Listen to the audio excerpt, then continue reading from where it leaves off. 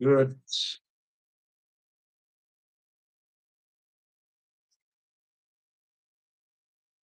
Let me acknowledge some people right now.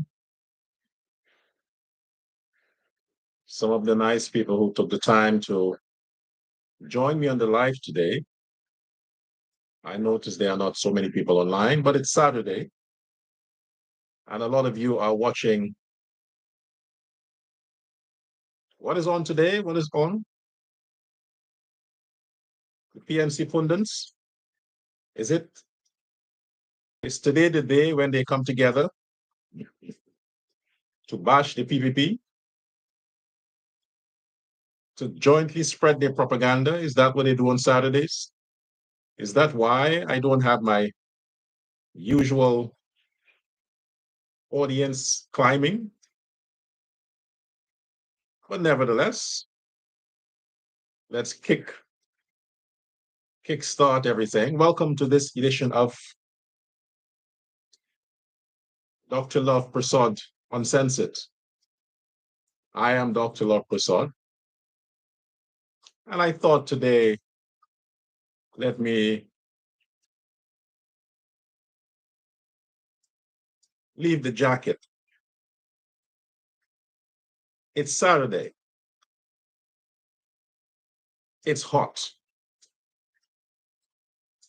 It's getting close to the summer, the hottest month of the year. And I choose to wear yellow. What a coincidence.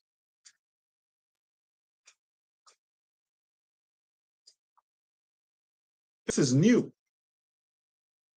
Don't start getting ideas, PNC people. It is new.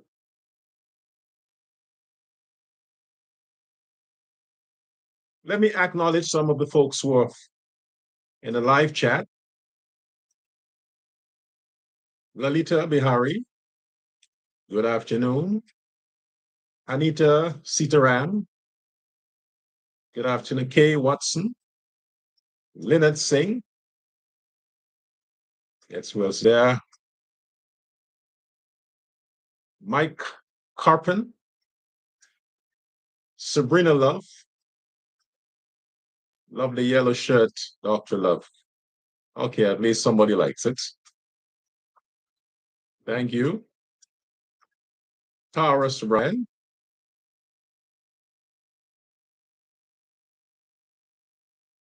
Okay. And all the others who have decided to make the life watchable again. Facebook. I can't do anything about it. I have exhausted the reserved energy I had that was dedicated towards dealing with robots at Facebook. This is why I have to use Apple. Because Apple a day keeps the stress of Facebook away. I love apples. There are things that I love. The bananas. They have the sweet fig bananas. They have the cayenne bananas, the buck bananas. I like oranges, mostly apples. You can have me eating apples and bananas every day, the whole day. In the morning times, usually I don't have the appetite to eat anything in the mornings.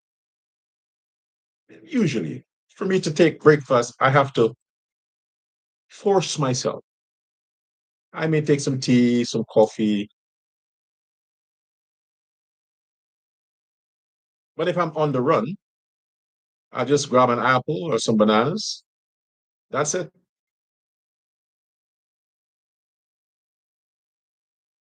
My appetite, my appetite is conditioned for one meal a day. one meal. There are people who consume 3 meals a day. I don't know how they did it. Even if I try, I just can't because I have what you call a slow metabolism. My body metabolizes slow. So if I consume a heavy breakfast, it takes practically the whole day to get rid of that. So I can't put anything else on that. And besides, if I have not had an active day, the nutrients I would have earned yesterday, the body has not utilized that yet. And if you go backing nutrients up and backing stuff up, after a while, the waste becomes toxic because your body have not utilized it. Especially if I do not go to the toilet in the morning to have that first offload, defecate. What, I can't talk about defecating on live? Of course I can. We learned that in school. It is a subject that you can talk about. I mean, the PNC people, they talk about what? Crime, protest, racism, division, boycotting, all those evil stuff they talk about. But I'm talking about things that are educational, good for society, good for the human being, personal hygiene, and the PNC people are thinking that it's boring because they're used to the usual crime rhetoric. I'm from the good side, remember? I'm from the side, the PPP side, where you are raised with the discipline to keep your nails short, your toenails and your fingernails short, to floss after you eat. The PPP people teach you that as kids. This is why they have the best hygiene amongst the PPP followers. You must floss after you eat. Wash or brush your mouth before you go to bed. First thing when you get up in the morning, drink a glass of water. Wash away all that slime. Go to the toilet. Get rid of that overnight waste from your intestine. And what is the overnight waste? Toxic. Because all that stuff that your body didn't use, it's backed up in your intestine. If you do not get it out before you start your day, the toxic bacteria, chemical, reverses course, comes back into your system. This is why a lot of people are so edgy. They leave their homes angry. Everybody they run into, they have a frown and a strong face. They're so bitter. You are thinking, did you wake up on the wrong side of the pillow? You had a fight with your partner. Your kids did something. But it's simply because they haven't gone to the toilet for 2 days. Or they woke up, they feel like they want to go to the toilet, but because of their bad eating, they can't to the toilet. They try, but nothing is coming down because they do not hydrate themselves. It's a bunch of soft drinks and alcohol and all these substances that do not add lubrication to the body. So they cannot freely go and at ease defecate quickly and get over it. So they leave their homes with all that backed up toxic. They're angry at the world. Now you see why the PNC crowd is always ready for violence. They're always ready to commit crime. They're always ready to terrorize people because a lot of them haven't gone to the toilet in decades. Look at Orb Norton. Some people have a pleasant, they say the rich man's belly, or what they call it, the fat belly. They may eat too much. And all that extra fat, all that extra go and it lodges there. That's the place where you find that you gain weight the most because of where it sits. It's not active there. In Aubrey Norton's case, his belly is not that.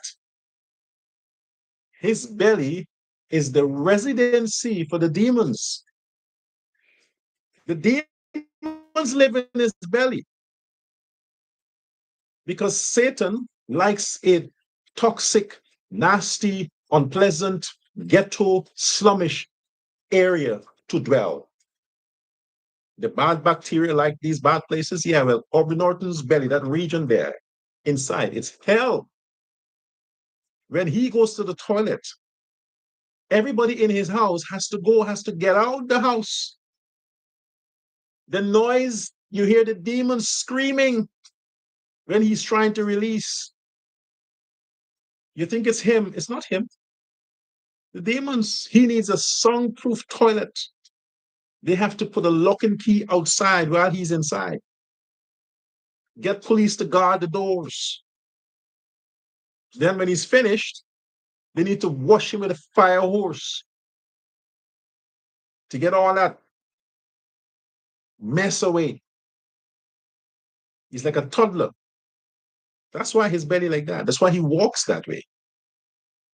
Like he's going to fall down. Yeah, that is Satan and the devil trying to keep him balanced. Born him on one side, Satan on the other side. So he walks like he's going to fall. So I advocate the PPP crowd understands personal hygiene. They understand when you go to the toilet and you finish defecating in the morning, you don't just wipe with the toilet paper. Toilet paper never cleans. It takes away the rough stuff. But that thin layer remains. Only soap and water can get rid of that. So PPP crowd teaches you when you finish using the toilet and you wipe, you need to shower, wash. So this is why you use your toilet for number one, no, number two, at your house, before you leave your house. You don't do number two on the road unless you are in a hurry and you have some diarrhea case or something like that, and you go to a public facility and you cannot cleanse yourself properly. That is understood. But if you're home and you use your toilet for number two and you wipe with your toilet paper and that's it, you got issues. You are PNC. We need to keep far from you. Because sometimes when you wipe, your stuff gets on your hand, and when you wash it, it doesn't come off. You should shower after you use the toilet for number two. Yes. So you see why? I'm still on that PNC stuff. It's Saturday. Let's deal with some personal hygiene.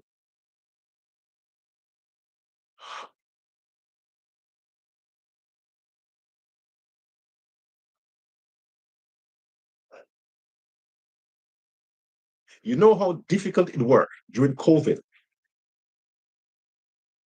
while a lot of people, PNC people, broke the COVID regulations about face mask. Because when you use the face mask and you are Then you realize what other people had to deal with all your life. Your breath. Now is your turn to deal with it.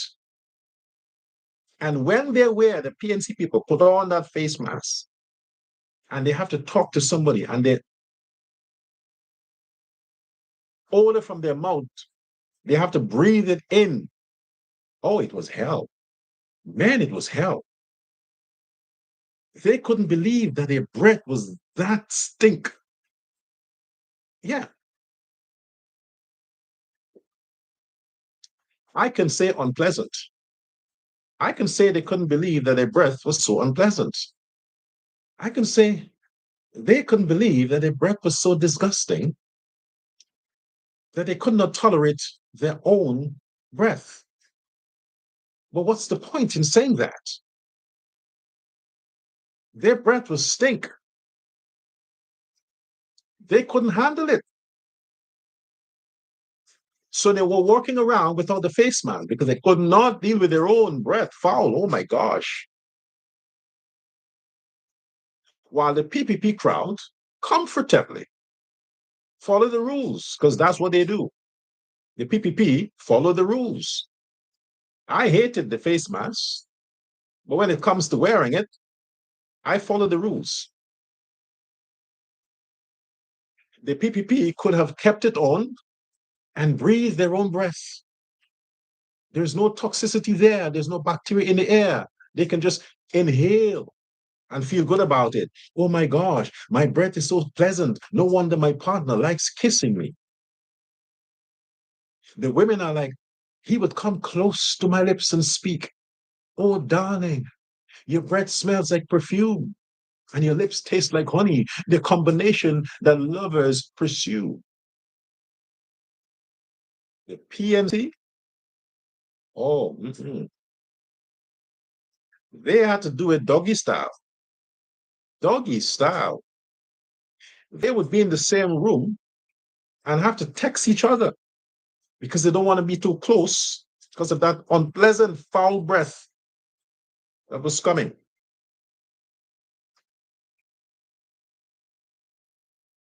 Because the PPP teaches you personal hygiene, speaks of who you are. You have the best personal hygiene, people respect you. You're like, that's good. You do not eat stuff and you put it right there, you throw it right there. Them thugs do that. They drink among the plastic there. Now they have to have environmental protection agencies and all these agencies are doing programs to recycle plastic. Who do you think are causing the garbage buildup in the city? The PNC people, PNC crowd. Do you go to an Indian event? They're orderly. They know where to put their garbage. If they have those amongst them that came from the ghetto, they just throw their plastic or their things right there. Before you know it, they clean it up. But have you gone to the ghettos where they have their events? Even if it's their churches where they should be a little more tidy, it's a, it's a mess. It's like a garbage dump there. And they're talking about class. They have the worst hygiene standard. And they're talking about class. Wants to be in government. Ridiculous. That's the PNC crowd.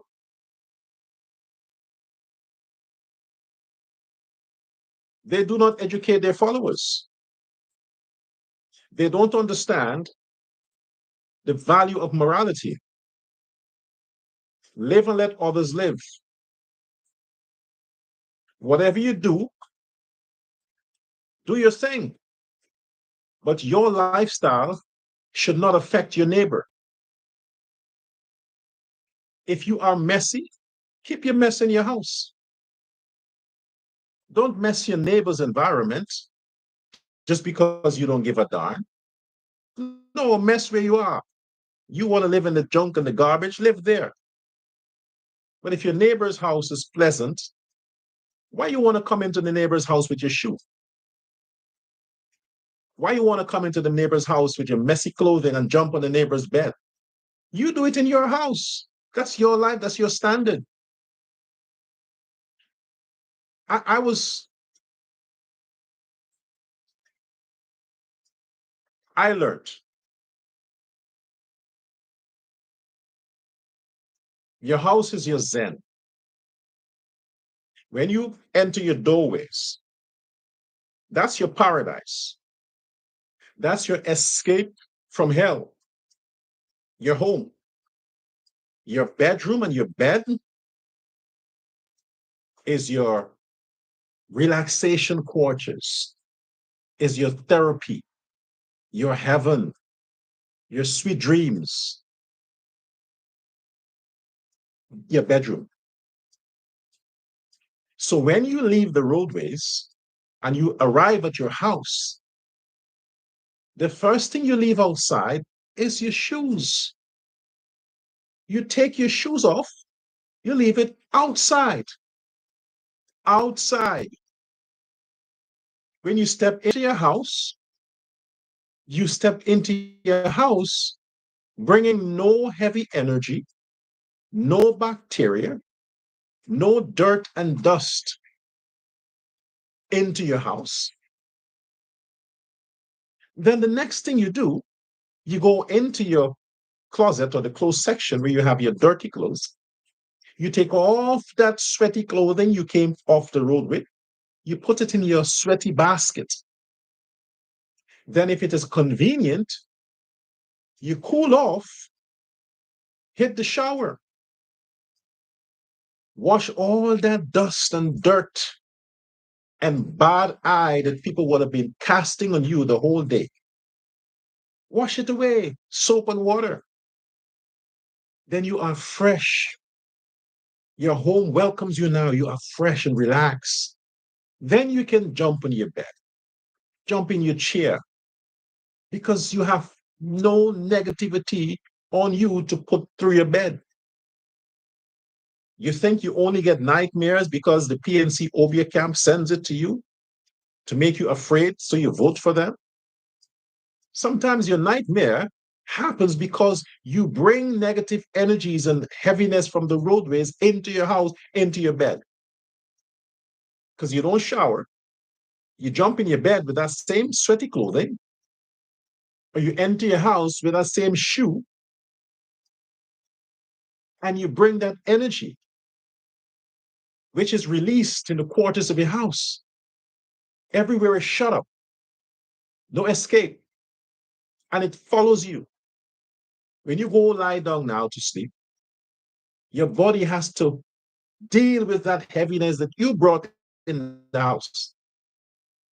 Hence, you have the nightmares. You think some demon followed you. Yes, it's true. But it all has to do with hygiene. Your home is your zen. Clean yourself properly. Okay. Now, I'm not saying all Black people, but I'm saying the dumb ones, the ones who didn't take advantage of proper education, because education teaches you all that in school, health education, uh, home economics. All those classes were essential towards you being a whole person as an adult, not just math and English and science. All the other things were essential. It helps to mold you to becoming a better citizen. You wonder why they behave how they behave in Guyana. It's not just the Bornum demons. It's because of stupidity, ignorance, empty-headedness, backwardness, ugliness. All of that contributed towards the way the ghetto is ran and the chaos. So the PNC, is easy for them to control these idiots because they're so vulnerable and stupid. You think Barnum's generation was the worst? This one is the worst ever. So look, join the PPP. Observe the PPP. Look at all the Black people in Guyana that lives in the neighborhood, predominantly Indo-Guyanese. Look at the Black people who lives around the Indians. They behave like the Indians. They're clean, they're peaceful, their surroundings are well kept because they learned, they took the good and it helped them. Look at the Black guys who have a lot of Indian friends, progressive, independent. They're doing something with their lives because they're learning. They're taking that inspiration. They want to be like the Indians. So they're quietly copying the model. And this is good. That's good. But look at the Black people who live around Black people. No Indians. Look at the Black groups or guys who just Black groups, just to themselves. Look at them. Gangs, drugs, junkies, prostitutes. Look at that. Look at the difference. Look at that person. What is Mahi Paul? Look at him. What is his ethnicity? How does he identify? As what?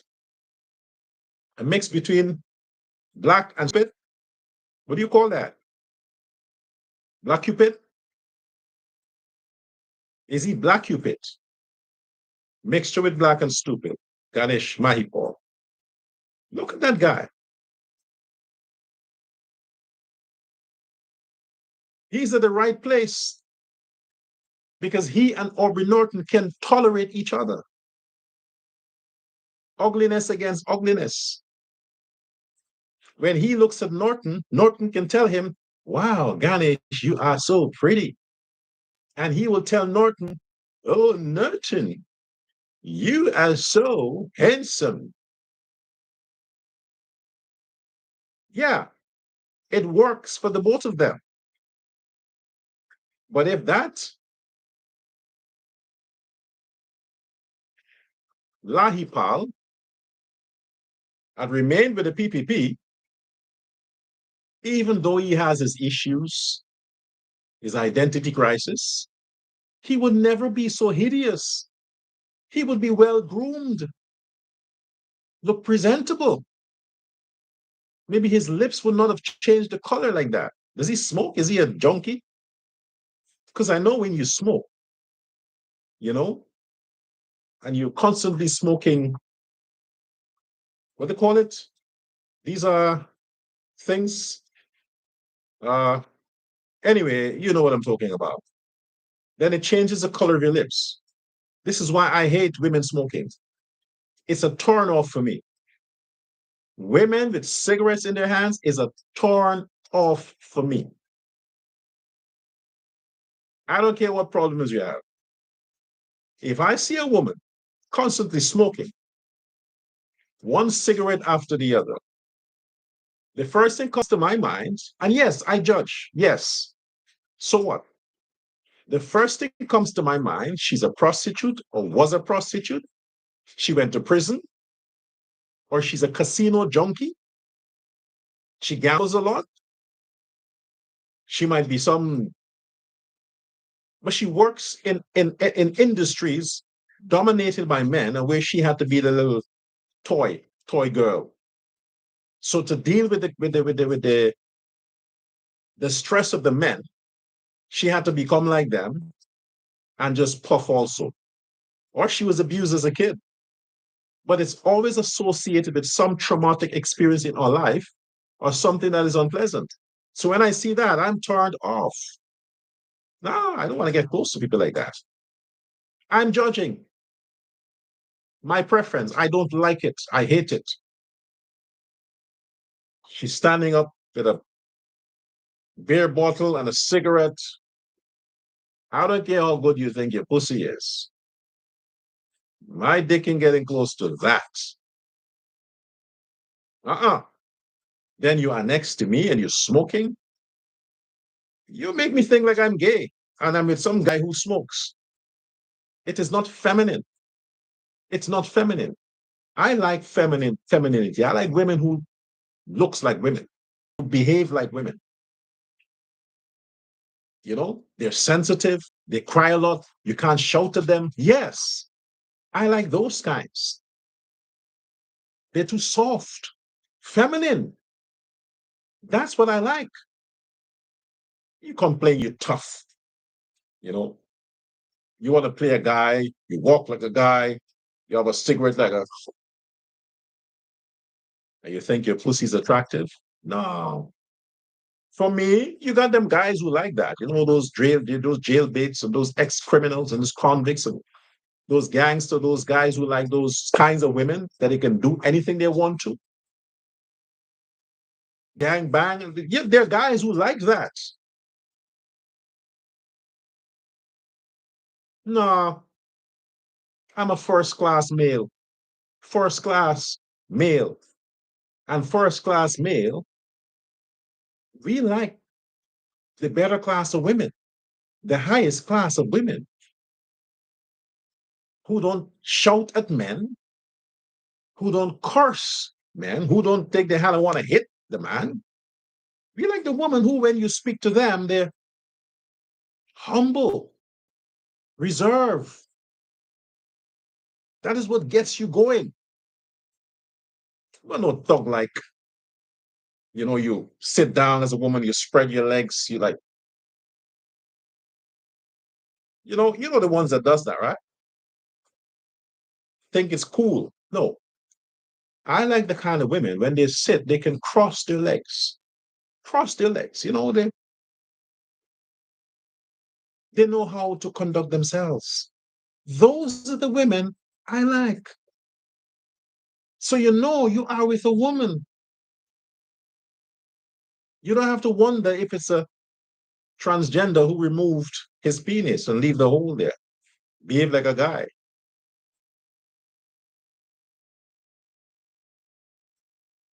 So hygiene and moral stuff. Let's move on now to the heavier stuff. For those who joined late, welcome. Remember, there are a lot happening around Facebook, and unfortunately, I'm not there to partake because I'm still on lockdown on Facebook.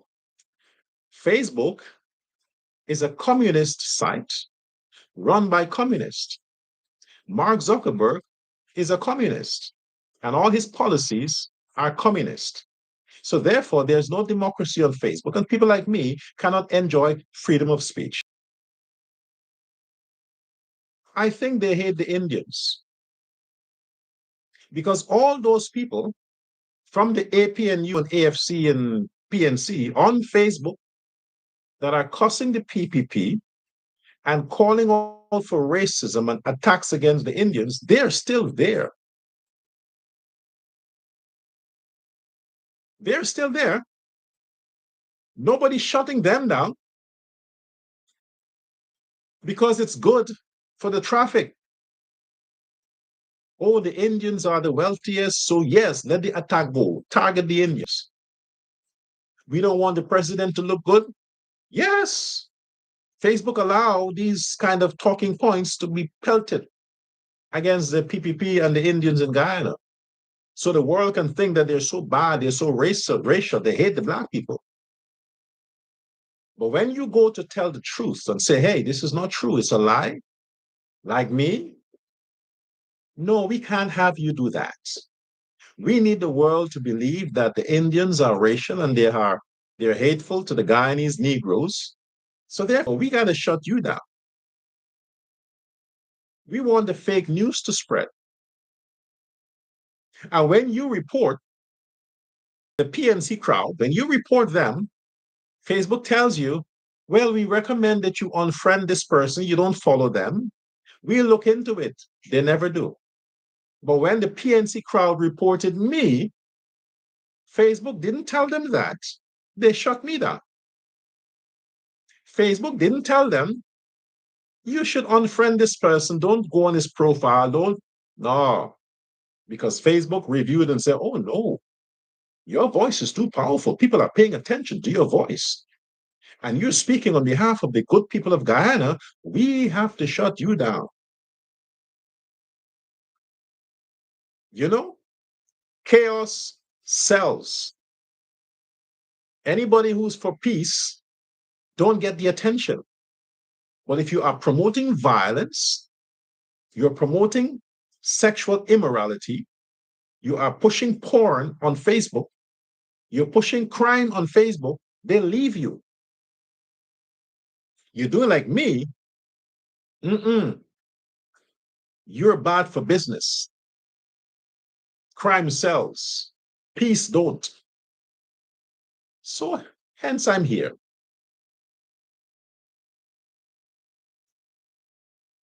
And if I start talking good about the Indians on YouTube, what do you think the PNC will do? I'll do it anyhow. Now, this person that I demanded faced justice for the sacred goddess Mother Lakshmi, that he thought it was funny. He is indispensable to disrespect the goddess that over 2 billion people revered, hold close the way the Christians hold Jesus close. That 2 billion people hold Mother Lakshmi close. But this person, this adult male, this thug, vagabond, criminal, thought it best to use his poor talent to disrespect such a powerful goddess about what he wants to do to her,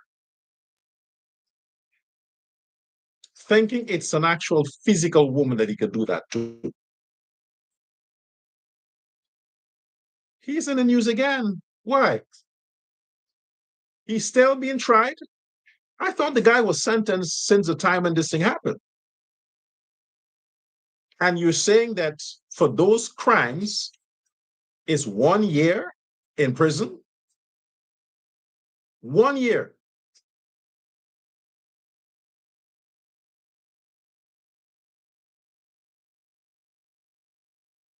That's the stupidity with the Guyanese legal system. That's the stupidity with the Guyanese legal system.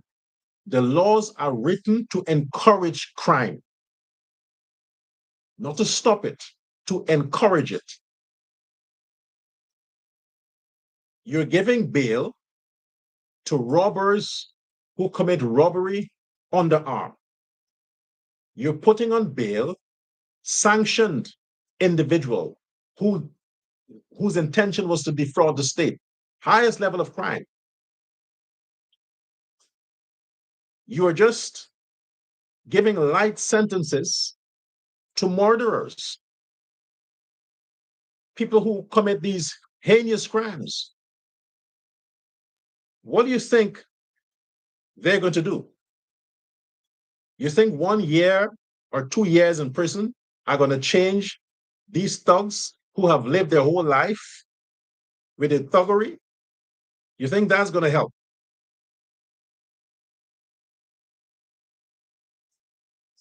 The same thing that he did to Mother Lakshmi and offended, if they had heard about it, over 2 billion people. The Hindu community in Guyana is the largest religious group in Guyana, hundreds of thousands.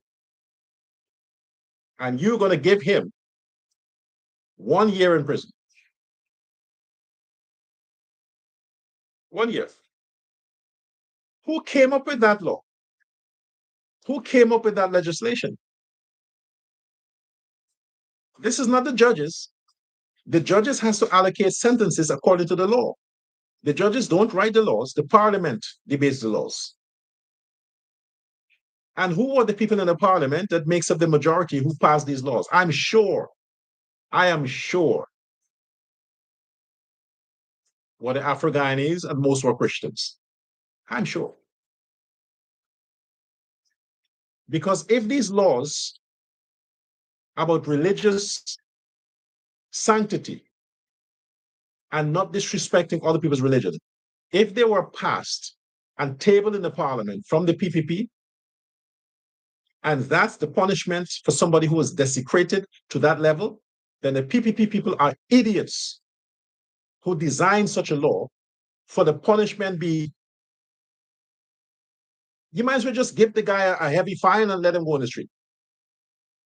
Let him go free. What's a year in prison? He's going to spend what, 8 months for such a crime? Just let the man go free. It's stupid. You think those thugs a year, he's happy. That's vacation for those people. Free food, free clothing, and they're in there with their kind. With their kind. Girls of a flocks to. He wanted to be locked away, so he's locked away. He's happy now. Why take him out after a year? He wants to be there for a long time. This is why he did what he did. They must understand society wasn't built to serve them or to be afraid of them. The Black people of Guyana don't have no automatic right to be stupid or to be lawbreakers, or they are not immune to punishment. They're not some diplomatic group that is above the law. They're not. You have to have the harshest penalty for these things. Look at other countries. Aren't you a part of a CARICOM community? Aren't you a part of a world order where laws are similar? Look at what you deal. Look at how you deal with drugs. You don't give them bail. You don't give them bail. When you go to the courts, you swear an oath on your Bible, your Gita, or your Quran. If you do not swear on any of those books, the act is not legal. You become a president, you have to swear on your Bible, your Quran, or your Gita, or whatever religious text you're. If that don't happen, the Constitution says it's not a legitimate swearing-in ceremony. It is that important. And when someone desecrates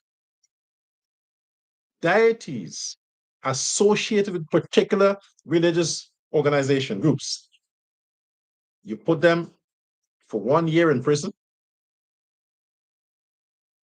What would be next? Born in the Gita? That's next. Look around the world, what's happening? Look at how people are punished when they disrespect other people's religion. Look at how they're punished. It's never a year in prison. Some are put to death. Try disrespecting Muhammad. Do that shit in India or Africa. See what happens. What is this? Religious? What happened to religious tolerance?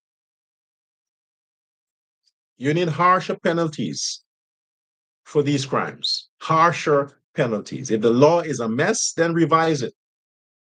Revise it. Come again with something that makes sense. But 1 year in prison for that man is ridiculous. He should have at least, if you want to be nice to the Negro thugs, 5 years. 5 years.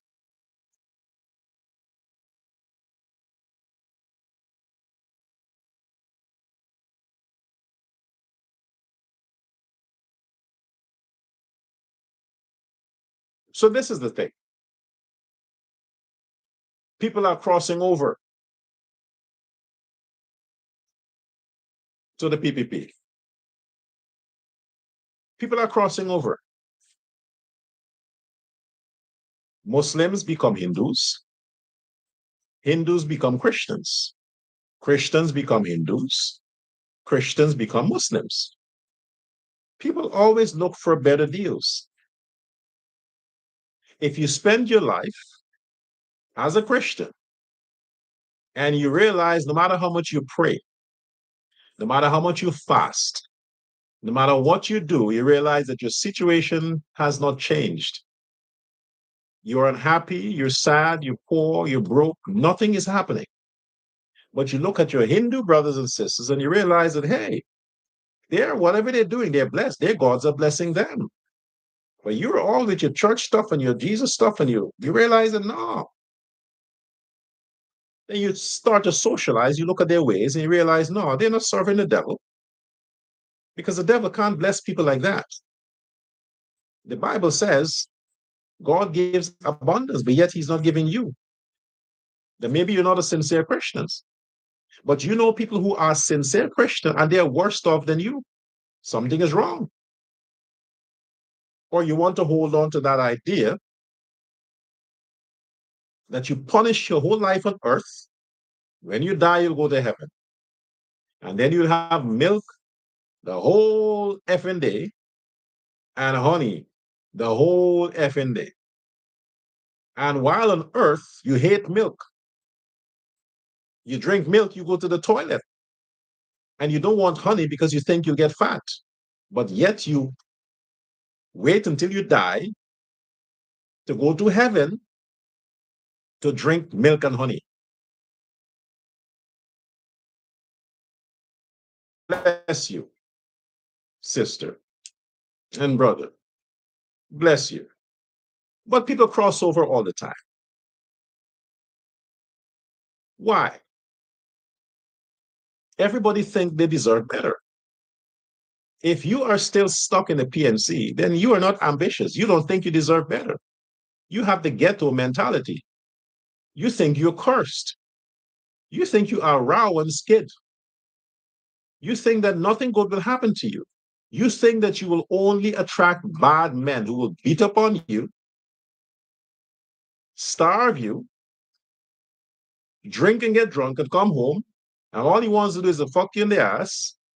You think you deserve that only.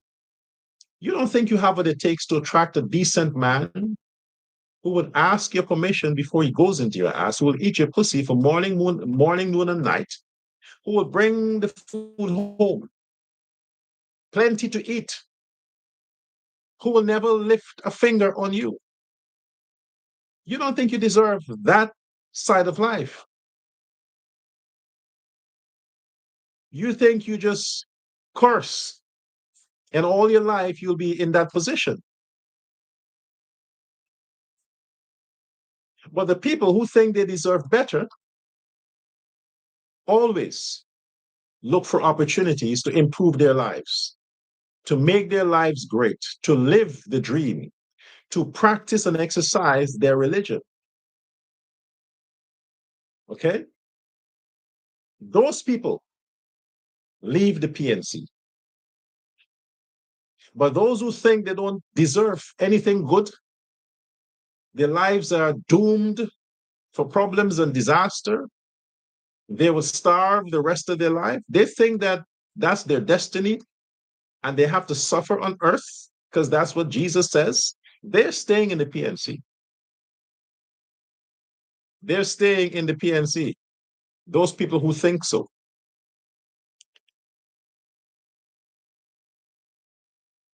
But the ones who know that they deserve better, like all the people who have left the PNC and will continue to leave, they know that that can't be it. That can't be it. There must be more to Guyana's liberation. There must be more to happiness than to be stuck in the PNC to look at Aubrey Norton the whole effing day. That can't be it. They can't settle for that. That is not the standard. The standard is way higher. So when you, and sometimes it's good for you to appreciate the divinity, for you to appreciate the blessings that will come.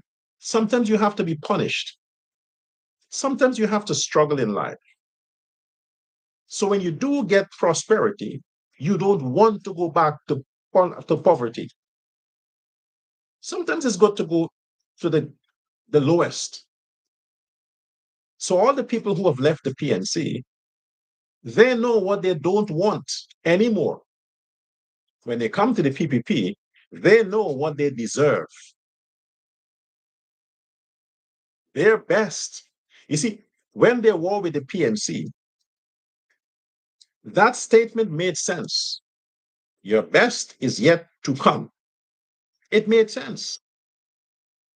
But they were smart enough to listen to that still small voice that tells them, look where your best is. Go get it. And they stepped out of their worst, which is the PNC, and went to get their best. So now they can say, my best has arrived. I'm in the best.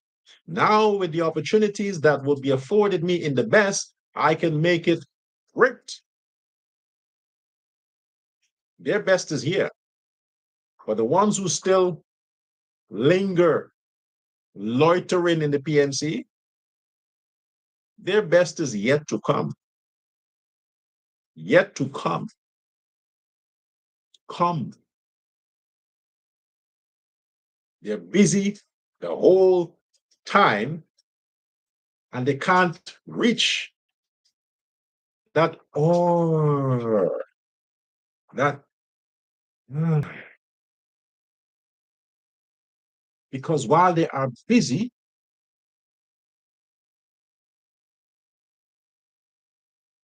the image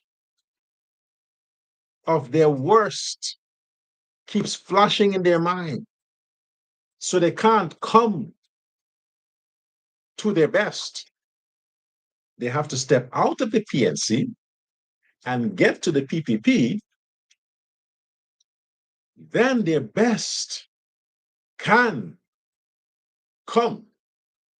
Then their best can come when they go to the PPP. No Norton's face to distract you. No Norton's devil walk to confuse you. When he walks, demons follow. You'll be at peace. So all the people who are leaving, we should applaud them. Good job. Good job.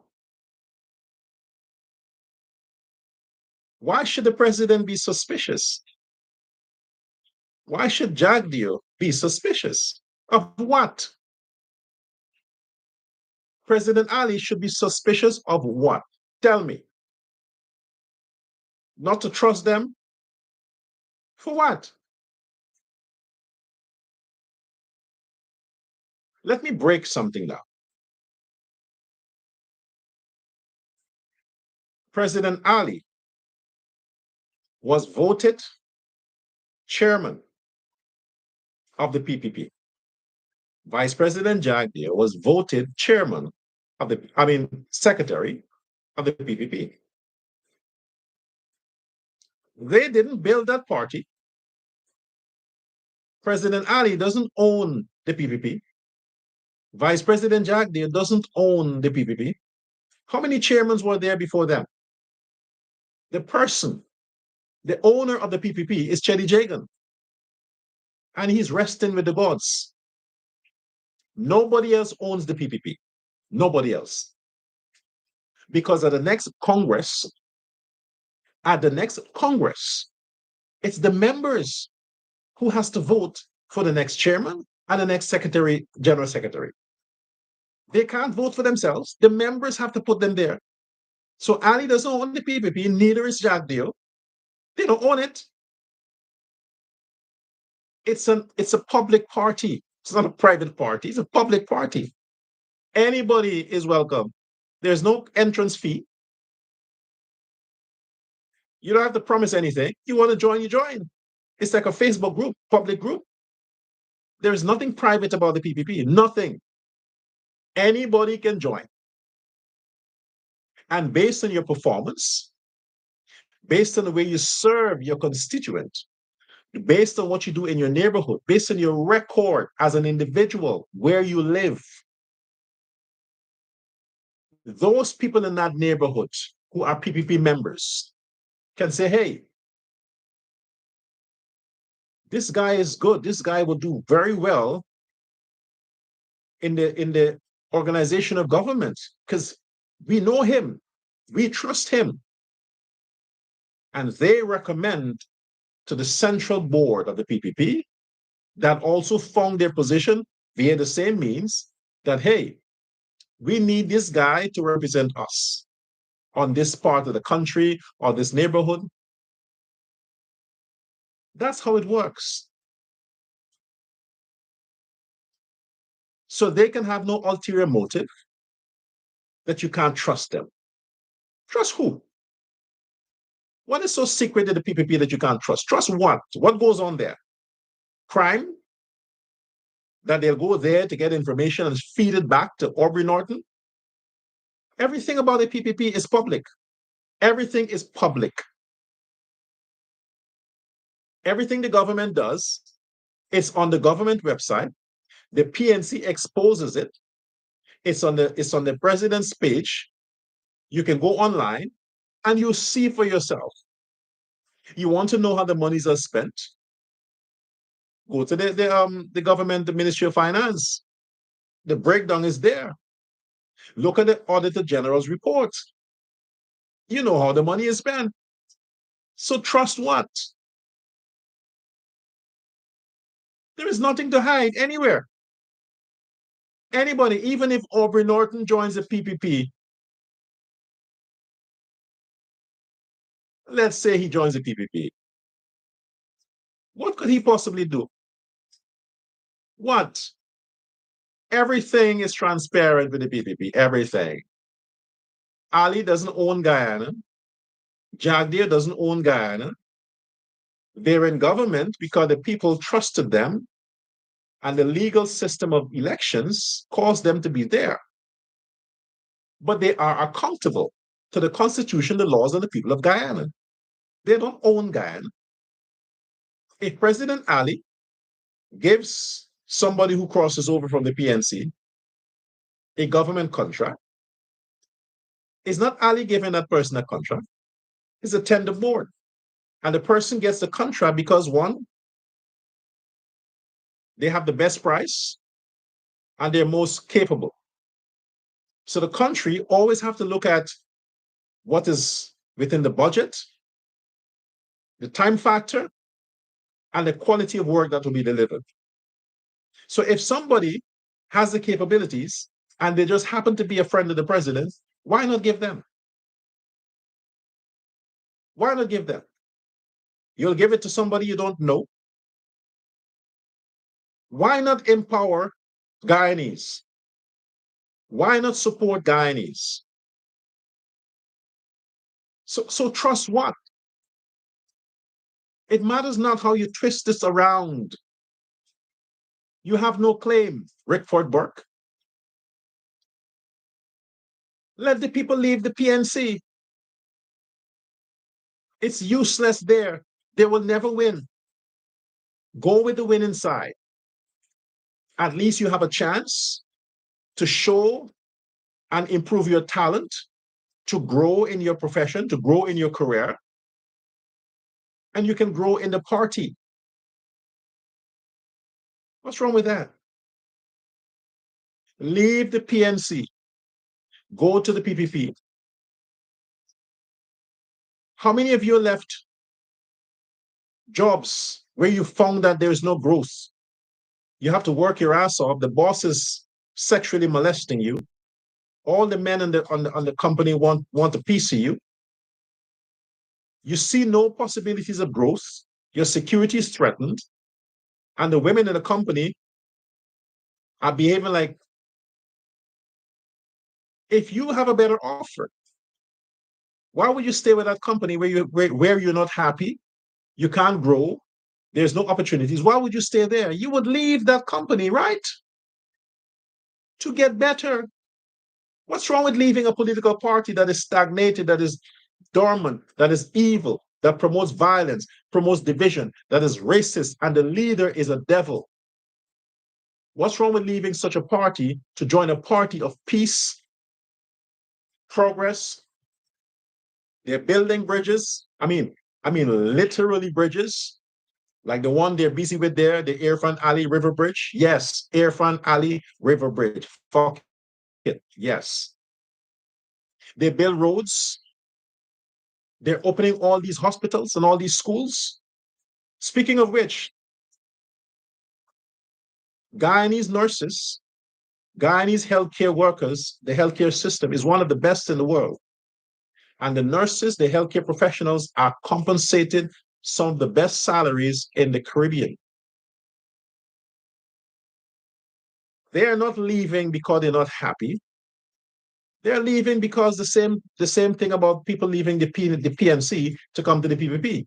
The nurses who are migrating, a lot are migrating because they found some guy online or because they make a comparison with the salary.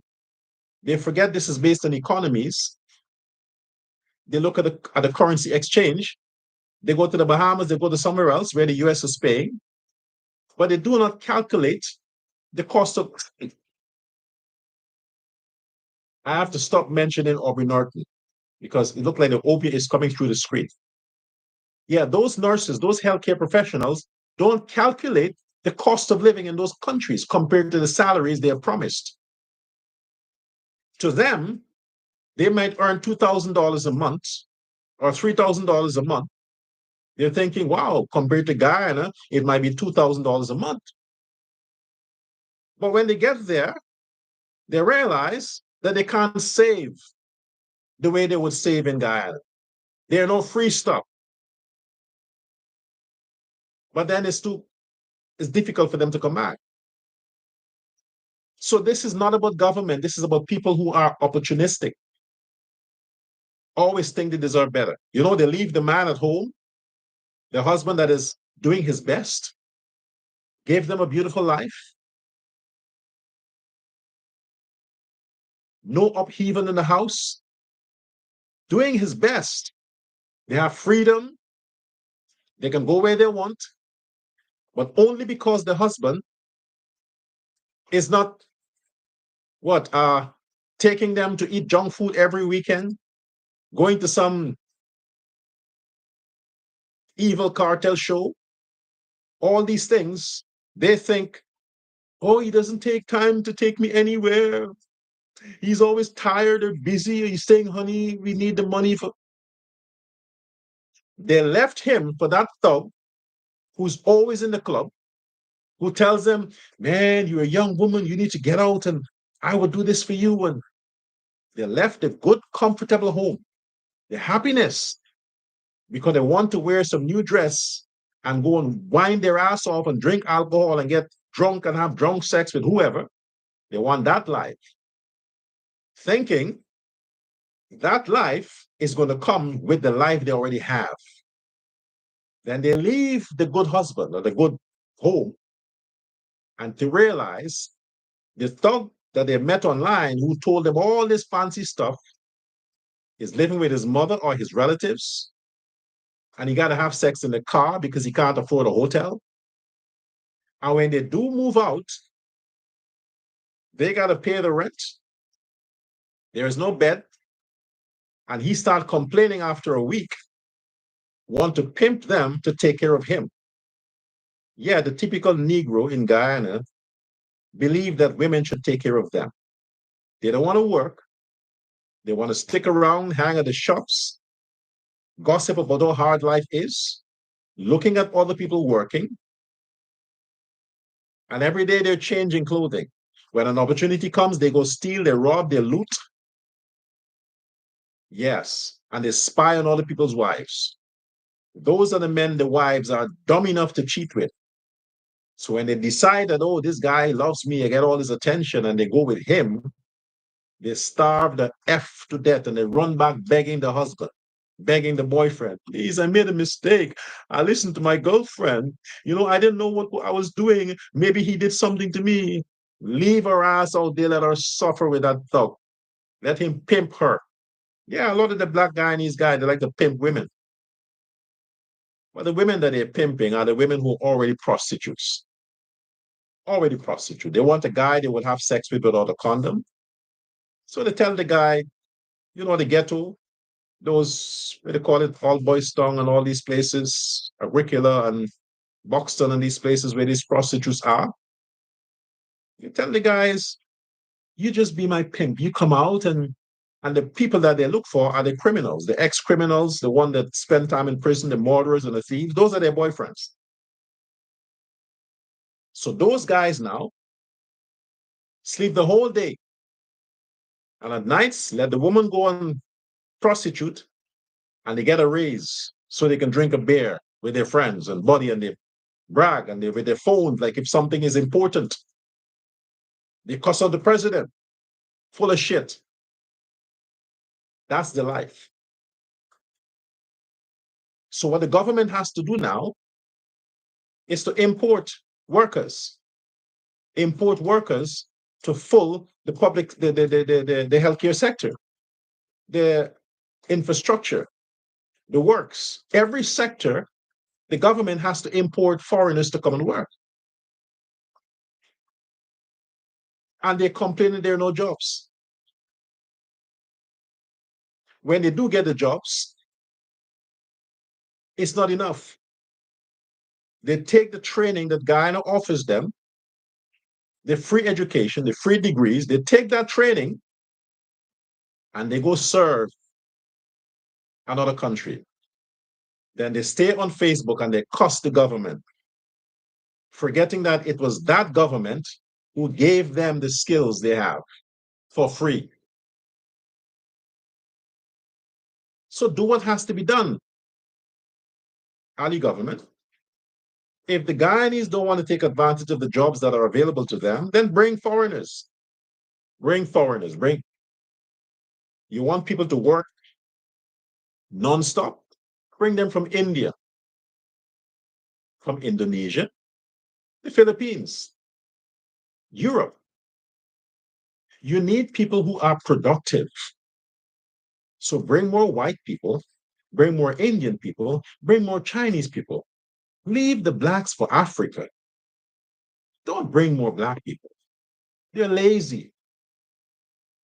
They're going to join the protest. They will join the PNC. Don't bring more. Bring professionals that are Indian, Chinese, and white people. They work around the clock. They work around the clock. And they work for cheap. They just want a job. The blacks, before they start working, they know how much they deserve. They're calculating what they can buy and how much they think they need even before they sign the contract. They haven't performed yet.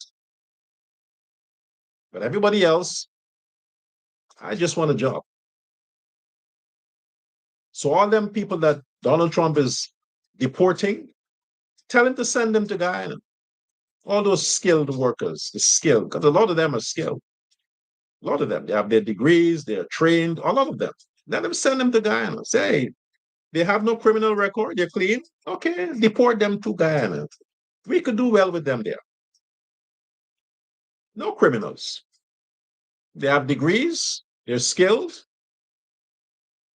they have no criminal records. Deport them to Guyana. All the criminals, you can send them to another country. But the good ones, the decent ones, they don't want to go back to their country because they know why. So don't put them through that. Guyana needs the workforce. Send them to Guyana. That's the deal I would have made with Trump. We don't want the criminals, not even the Guyanese criminals. Don't send them back. Let them go to El Salvador. Yeah, El Salvador. But the decent ones, we need them. The nurses, the doctors, the engineers, the teachers, the builders, all those people. They're illegal in America. Oh, ship them to Guyana. We'll sponsor the flights. Give them housing. Because we need the workforce. That's what I would have done.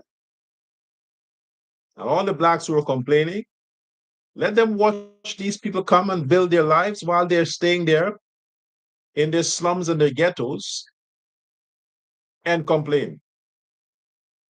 And for the next 5 years, they'll complain while people come and build their lives, living rich and independent. They're going to go and protest, blame the government for discriminating against black people. When the world is seeing there are thousands of job openings in every sector in Guyana, but the Negroes are not filling it because they think they have some God-given right not to work, but the government should take care of everything. Their food bill, their everything. And all they have to do is to eat, fuck, and chill. Make babies. That's all they need to do. While everybody else has to get up every morning, go to a job, and return home and continue their lives. Shit don't happen like that. So, subscribe to this channel. Just subscribe. Share the video in your Facebook groups, your WhatsApp groups, whatever you do, just spread the word around. And to the decent Afro-Guyanese, don't take your future for granted. Stand by the PPP, President Ali, stand by the PPP. The PNC and Aubrey Norton is old news, ancient. Ancient. Move on. They're past tense. Look at the future. The future is you, your prosperity, your happiness. And that lies in the PPP. Until next time, there's no live tomorrow, Sunday. I'm not live tomorrow. So I'll see you again on Monday. And let's hope that this Facebook thing is resolved. Let's hope so. So we can increase the message. But whatever you do, you can also get me on TikTok. What's my TikTok again? Dr. Sherwin Warner Prasad. That's on TikTok. Dr. Sherwin Warner Prasad. And YouTube here, subscribe to YouTube. Share the video, the live video that you're watching right now. Yeah, share that. I'm ending the live now. Have a good weekend. And before I go, you see, I also forgot. I really, because nobody gives a shit. Nobody focus on that. You never hear anything about Father's Day. People just don't give a darn. Fathers don't even give a darn. Men don't care. I almost forgot that tomorrow is a day that they allocate for fathers. I forgot. Because we don't bother with that. Birthdays, we don't, straight men. We're not bothered with that. I mean, I'm bothered with the birthday stuff because I said, all the nice people, you can send a nice love gift to Dr. Love for the birthday. You can do that. Okay? Yeah, well, there's no way of knowing anything here because you cannot send a message on YouTube. There's no message box you can send me a message. Is there? I don't think there are. So you have to TikTok. On TikTok, you can send me a message. private message. Facebook you could, but you can't do it here. Otherwise to that, I don't bother with birthday stuff. I forget that it even comes. I'm just talking about it because I need you to not to forget it. Because of that's why. Otherwise, I don't care. Father's Day stuff, Mother's Day, we all crazy about that. Oh yeah. Valentine's, you must. A woman's birthday, oh, you better don't forget that. But for men, who gives a shit about men? Nobody cares. Nobody cares. And if you look like Aubrey Norton, then you're screwed. Goodbye.